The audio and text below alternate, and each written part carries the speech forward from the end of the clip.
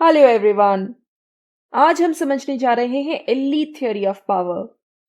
इस वीडियो में हम कवर करेंगे कि एलीट थ्योरी ऑफ पावर क्या होती है, एलीट थ्योरी ऑफ पावर और मार्क्सिस्ट थ्योरी ऑफ पावर के बीच में क्या डिफरेंस है, ऐसे कौन से इंपॉर्टेंट कंट्रीब्यूटर्स हैं जिन्होंने एलीट थ्योरी के प्रति कंट्रीब्यूट किया है और एलीट्स कैसे पावर को लूज करते हैं, along with the criticism and significance of this theory. So, let's begin. Elite theory की अगर पीरियड ऑफ इमर्जेंस की हम बात करें तो ये around late 19th to early 20th century है। पॉपुलराइज ये 20th सेंचुरी में ही हुई हैं और इसके मेन सपोर्टर्स जिन्होंने इस थ्योरी के प्रति कंट्रीब्यूट किया है वो है विल्फ्रेडो पेरेटो, गिटानो मॉस्का, रॉबर्ट मिशेल्स और सी राइट मिल्स। इसके अलावा जेम्स बर्नहैम भी इसमें शामिल हैं, along with Ortega y Gasset. We all know that elite theory deals with the elites. तो elite theory of power का बेसिक आइडिया क्या है? ये थियोरी कहती है कि पावर किसके पास होती है? एक सोसाइटी में पावर होती है एलिट्स के पास या रूलिंग क्लास के पास, ना कि मासेस या जनता के पास। तो सोसाइटी में दो क्लासेस होती हैं। एक होते हैं एलिट्स या रूलिंग क्लास जो कि गवर्निंग क्लास भी होती है, और दूसरी तरफ सोसाइटी में होते हैं मासेस जिन्हें रूल्ड भी कहा जाता है या गवर्न्ड, क्योंकि रूलिंग क्लास इनके ऊपर रूल करती है, इसीलिए इन्हें रूल्ड कहा जाता है। मासेस जो होते हैं वो मेजॉरिटी में होते हैं, लेकिन जो एलिट्स होते हैं ये माइनॉरिटी में होते हैं, बट पावर इन्हीं के पास होती है। पावर के साथ साथ वेल्थ, प्रेस्टीज, प्रिविलेज सब कुछ इनके पास होता है, तभी तो इन्हें एलीट्स कहा जाता है। एलीट थ्योरी ऑफ पावर का एक इंपॉर्टेंट कॉन्सेप्ट है जिसे कहा जाता है inevitability of elites.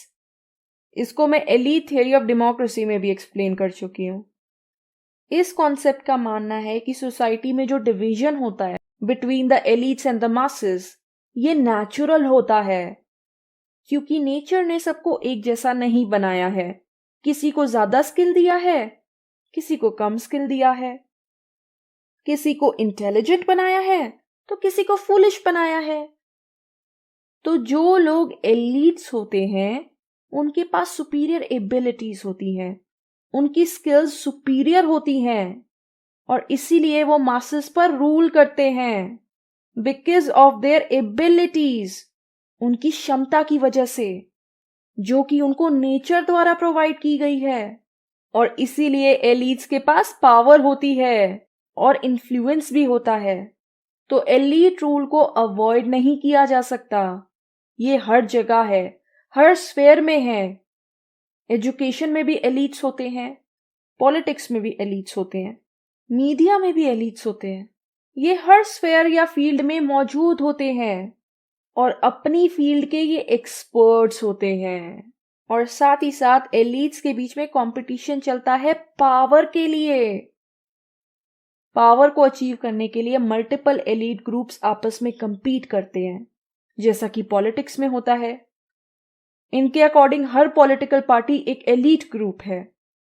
Politicians are elite group जो कि पावर के लिए compete करते हैं, और इनफैक्ट मासेस का यही काम है, वो इन एलीट ग्रुप्स में से किसी एक को अपना रूलर या लीडर इलेक्ट करती है।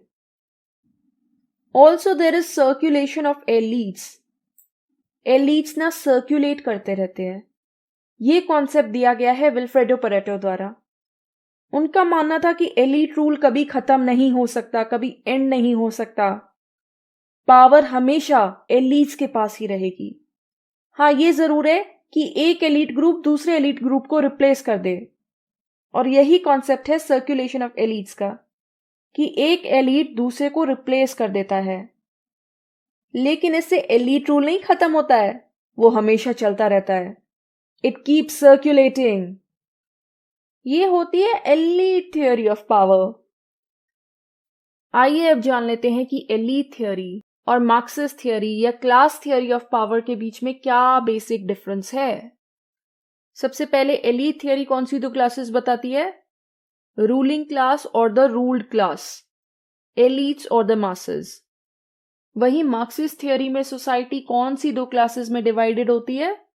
डोमिनेटिंग क्लास और dominated class, the haves and the have nots. तो सबसे पहला डिफरेंस ये है कि एलीट थियरी इस डिवीजन को नेचुरल मानती है, जैसा कि मैंने आपको अभी बताया। एलीट्स के पास सुपीरियर एबिलिटीज होती हैं जो कि उसे नेचर द्वारा प्रोवाइड की जाती हैं, और इसीलिए वो मासेस पर रूल करते हैं क्योंकि वो सुपीरियर होते हैं। लेकिन क्लास थियरी ऐसा नहीं मानती है। ये डिवीजन मैनमेड होता है। जो क्लास मीन्स ऑफ प्रोडक्शन को ओन करती है वो क्लास सोसाइटी में डोमिनेटिंग क्लास बन जाती है। तो ये कोई नेचुरल डिवीजन नहीं होता है। और मार्क्सिस्ट थियरी, जिसे क्लास थियरी भी कहा जाता है, ये मानती है कि जैसे ही कम्युनिज्म का एस्टैब्लिशमेंट होएगा जिसमें कोई क्लासेस ही नहीं होंगी, क्लासलेस सोसाइटी होगी, वैसे ही पावर का कॉन्सेप्ट खत्म हो जाएगा। उसकी कोई जरूरत ही नहीं पड़ेगी क्योंकि पावर की सोर्स है क्लास, और जब क्लासेस ही नहीं रहेंगी तो पावर की क्या जरूरत पड़ेगी। वहीं एलीट्स ऐसा नहीं मानते हैं। वो तो सर्कुलेशन ऑफ एलीट्स में बिलीव करते हैं। पावर कभी खत्म नहीं हो सकती है, ये सिर्फ एक ग्रुप से दूसरे ग्रुप में ट्रांसफर हो सकती है, एंड इट कीप्स सर्कुलेटिंग। और एलीट थियरी जो है वो मासेस को या रूल्ड क्लास को अनऑर्गेनाइज्ड और पैसिव मानती है, कि उनमें क्षमता नहीं है कि वो अपने आप को ऑर्गेनाइज कर सकें। वो तो बने ही शासित होने के लिए हैं क्योंकि उनके पास क्षमता नहीं है, एबिलिटी नहीं है। वहीं मार्क्सिस्ट थियरी का मानना है कि जो डिपेंडेंट क्लास है उसके पास क्षमता है कि वो अपने आप को ऑर्गेनाइज कर सके, एक रेवोल्यूशन लीड कर सके। That is another difference. इसके अलावा आप ये भी बता सकते हैं कि एलीट थियरी तो मानती है कि एलीट्स हर स्फेयर में एग्जिस्ट करते हैं। इकोनॉमिक स्फेयर के एलीट्स अलग होते हैं, पॉलिटिकल स्फेयर के एलीट्स अलग होते हैं, एजुकेशन में एलीट अलग होते हैं। तो हर एक स्फेयर के अपने अपने एलीट्स होते हैं। लेकिन मार्क्सिस्ट थियरी ये मानती है कि जिस क्लास के पास इकोनॉमिक पावर होती है वही क्लास बाकी स्फेयर्स को भी कंट्रोल करती है, चाहे एजुकेशन हो, रिलीजन हो, मीडिया हो या politics. So this is the basic difference between elite theory and Marxist और क्लास थियरी। अब आ जाते हैं एलीट थियरी ऑफ पावर के इंपॉर्टेंट कंट्रीब्यूटर्स पे। तो सबसे पहले इंपॉर्टेंट कंट्रीब्यूटर है विल्फ्रेडो परेटो, जो कि एक इटालियन सोशियोलॉजिस्ट थे। इन्होंने ही एलीट टर्म को पहली बार यूज किया था, और इनका इंपॉर्टेंट वर्क है the mind and the society. Elites को वो एक ऐसा सुपीरियर ग्रुप मानते थे जो कि अपने अपने स्फेयर या फील्ड में एक्सपर्ट्स होते हैं। उनके पास स्किल होती है, हाईएस्ट एबिलिटी होती है, क्षमता होती है, और इसीलिए उनके पास पावर होती है। इन्होंने ही सर्कुलेशन ऑफ एलीट्स का कॉन्सेप्ट दिया है, और साथ ही साथ इन्होंने लायंस और फॉक्सेस का भी कॉन्सेप्ट दिया है। ये ऐसी दो साइकोलॉजिकल क्वालिटीज या ट्रेट्स हैं जिनके बेसिस पर एलीट्स रूल करते हैं। कुछ एलीट्स करेज का प्रयोग करते हैं, उन्हें कहा जाता है लायंस, और कुछ कनिंगनेस का ज्यादा प्रयोग करके रूल करते हैं, उनको कहते हैं फॉक्सेस। इनकी एक फेमस स्टेटमेंट भी है that history is the graveyard of aristocracies, जिसको हम रिलेट कर सकते हैं सर्कुलेशन ऑफ एलीट्स के कॉन्सेप्ट से। यहां मैं आपको दोबारा से बता दूं कि इन सभी चार थिंकर्स पर मैं सेपरेट वीडियो बना चुकी हूं। आप मेरे चैनल पर एलीट थियरी की प्लेलिस्ट चेक कर सकते हैं। फिर आते हैं गिटानो मॉस्का, अनदर इटालियन सोशियोलॉजिस्ट, जिनका इंपॉर्टेंट वर्क था रूलिंग क्लास, और वो सोसाइटी को दो ग्रुप्स में डिवाइड करते हैं जिनके लिए वो टर्म यूज करते हैं rulers and the ruled. And rulers are the elites only who control the wealth, power and the prestige. Power होती है रूलर्स के पास या रूलिंग क्लास के पास। फिर आते हैं Robert Michels, who is famous for his concept of iron law of oligarchy, और इनका फेमस वर्क है Political Parties, a sociological study of the oligarchical tendencies of modern democracy. Well, indeed, it's a long name. आप इसे सिर्फ political party से याद रख सकते हैं। अपने इस कॉन्सेप्ट में मिशेस बताते हैं कि हर ऑर्गेनाइजेशन में कुछ ऐसे चुनिंदा लोग होते हैं जिनकी डोमिनेंस होती है, and they are the ones, वो होते हैं एलिट्स। और हर ऑर्गेनाइजेशन में डिसीजन मेकिंग को भी यही लोग कंट्रोल करते हैं, who are the chosen few. And फिर आते हैं सी राइट मिल्स। ये एसोसिएटेड है with the concept of power elites, जो कि इनके वर्क का भी नाम है। इन्होंने अमेरिका की स्टडी करी और ये फाइंड आउट किया कि सोसाइटी में पावर एलिट्स के पास सेंट्रलाइज या कॉन्सेंट्रेटेड होती है। और पावर एलिट्स में मेनली 3 क्लासेस आती हैं, मिलिट्री, पॉलिटिकल यानी कि पॉलिटिशियंस, एंड इकोनॉमी और द इंडस्ट्रियलिस्ट्स। तो ये 3 क्लासेस पावर एलिट्स कहलाती हैं, क्योंकि सोसाइटी की सारी पावर इन तीनों क्लासेस में कॉन्सेंट्रेटेड है। बाकी स्फेयर्स जैसे कि रिलीजन या एजुकेशन इनसे इंफीरियर हैं। तो ये थे important contributors to the elite theory of power and their contributions. अब सवाल आता है कि एलीट्स पावर कैसे लूज करते हैं? क्या वो पावर लूज करते भी हैं? जी हां, बिल्कुल करते हैं। देखिए, समय के साथ साथ क्या होता है, एलीट्स का डीके होता रहता है, उनकी क्वालिटी कम होने लगती है, वो अपना एंथुजियाज्म खो देते हैं, अपना उत्साह खो देते हैं, क्योंकि वो कॉम्प्लेसेंट हो जाते हैं, चीज़ों को कैजुअली लेने लगते हैं या अपने आप को गलत प्रैक्टिसेस में इन्वॉल्व कर लेते हैं। इस वजह से उनकी एबिलिटी या क्षमता कम हो जाती है। जो दूसरा एलीट ग्रुप होता है वो पावर को हथिया लेता है, क्योंकि कंपटीशन तो चलता रहता है ना एलीट्स के बीच में पावर के लिए।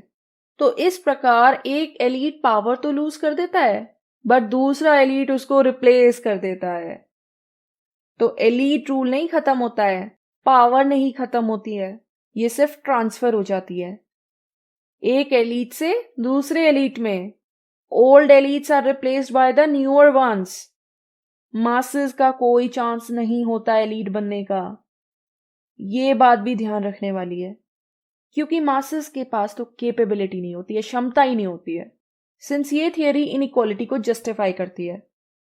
तो इस प्रकार एलीट्स पावर लूज करते हैं as they are replaced by the new elites.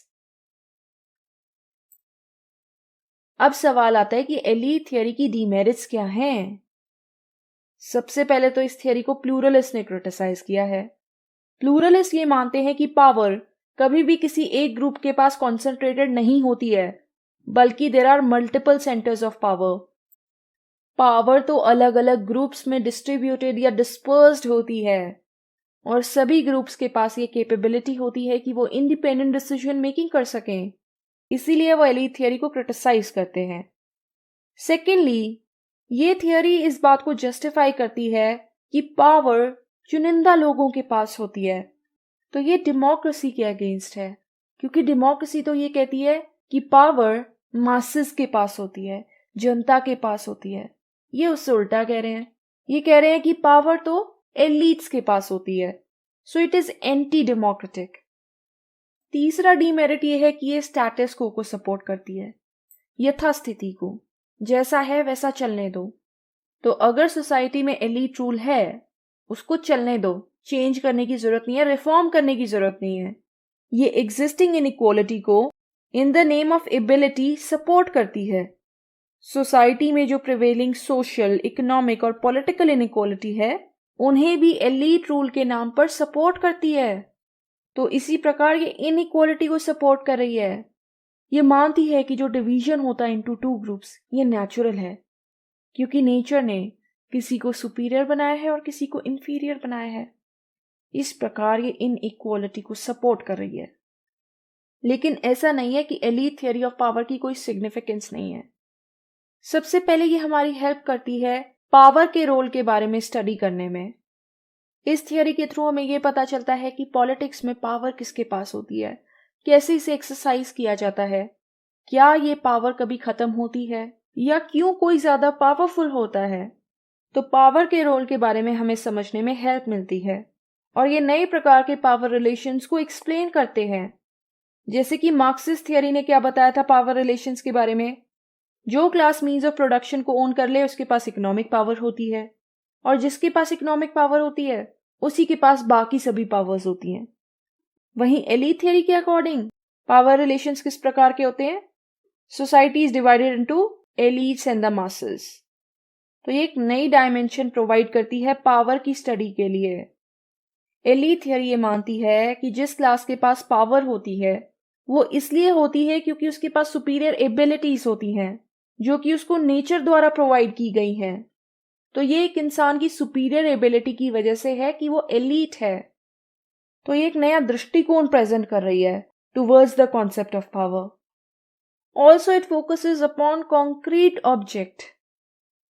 ये सिर्फ एक पर्टिकुलर एस्पेक्ट पर फोकस करती है और वो है एलीट्स, और उन्हीं की डिटेल्स पर जाती है, जो कि इस थियरी का एक एडवांटेज है, क्योंकि जब स्पेसिफिक की बजाय जनरल स्टडी हो तो प्रॉपर स्टडी नहीं हो पाती है, एनालिसिस मुश्किल हो जाता है। तो इसीलिए it's a significance of this theory कि एक पर्टिकुलर एस्पेक्ट पर फोकस करती है जो कि होते हैं एलीट्स। तो ये था हमारा आज का टॉपिक जिसमें हमने समझा एलीट थियरी ऑफ पावर के बारे में। उम्मीद है कि आपको समझ में आया होगा। तो आज की वीडियो में इतना ही। अगर आपको मेरी वीडियो पसंद आई हो तो प्लीज इसे लाइक कीजिएगा, अपने दोस्तों और फैमिली रिलेटिव्स के साथ शेयर कीजिएगा और मेरे चैनल को सब्सक्राइब कीजिएगा। Thank you so much. आपका दिन शुभ हो।